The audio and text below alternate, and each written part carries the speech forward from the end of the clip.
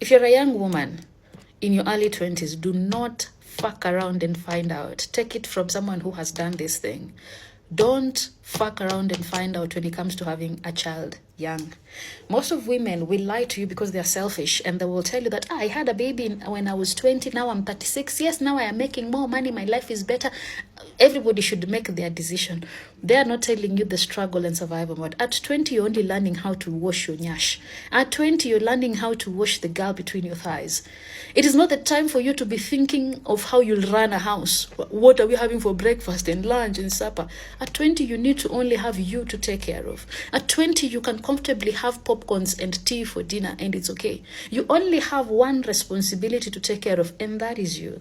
Most of these people do not tell you the years that they spent sending long voice notes, sending long paragraphs to their baby daddies, just so they can send them 1,000 shillings, just so they can send them 2,000 shillings to take care of their baby. The number of threats that they have sent to their baby daddies, because if you're having a baby at 20, chances are you're having it with a fellow young man who either is not responsible, and even if they are responsible, you are still struggling, the both of you, to take care of the three of you in that house. Or if it's a married man, someone who's mature, he is not your man. So you have to threaten him to send money and the rest of it. Not all women have the luxury of giving birth and having someone who takes care of them and the child completely, and especially in your 20s.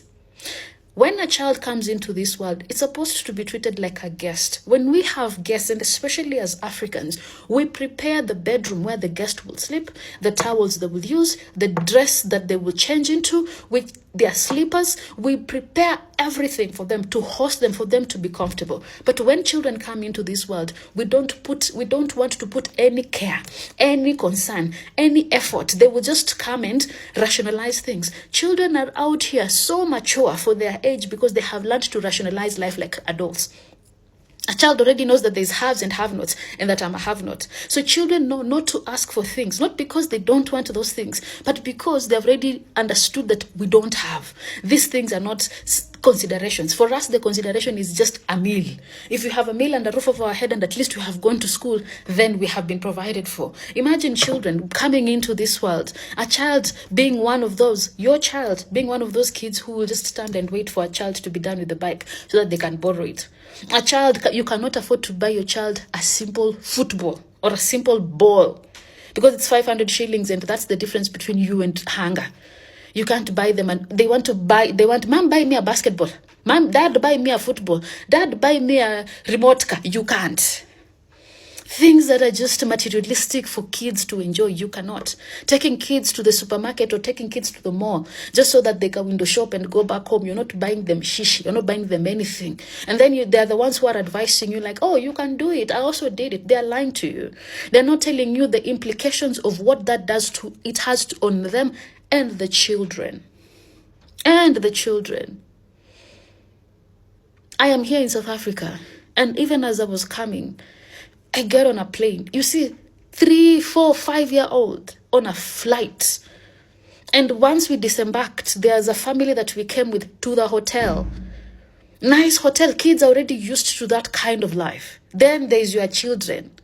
There's a child that you have brought into this world that will see the inside of a plane by themselves when they are done with university, and they, through their own sheer hard work, figure out ways in which they can see the inside of a plane.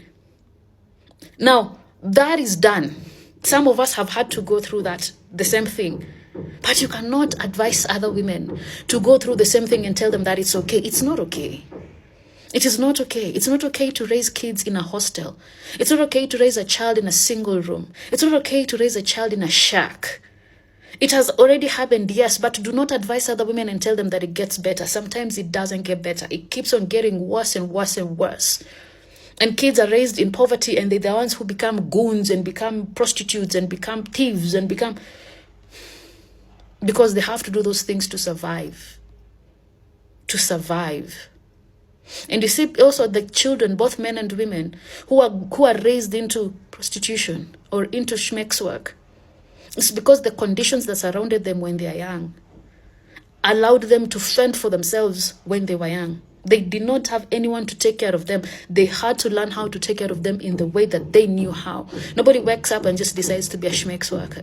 It always stems from the childhood. And you people are just advising people, yeah, just bring a child into this world. You make a decision that you can want to make. Selfish people. They don't care about how their decisions affect them and affect others. And those others that I'm talking about, the others I'm talking about, is their own children. People will sleep with each other, get pregnant without a care of what that child is going to suffer or face when they finally land on this world. That's the most selfish decision you can ever make.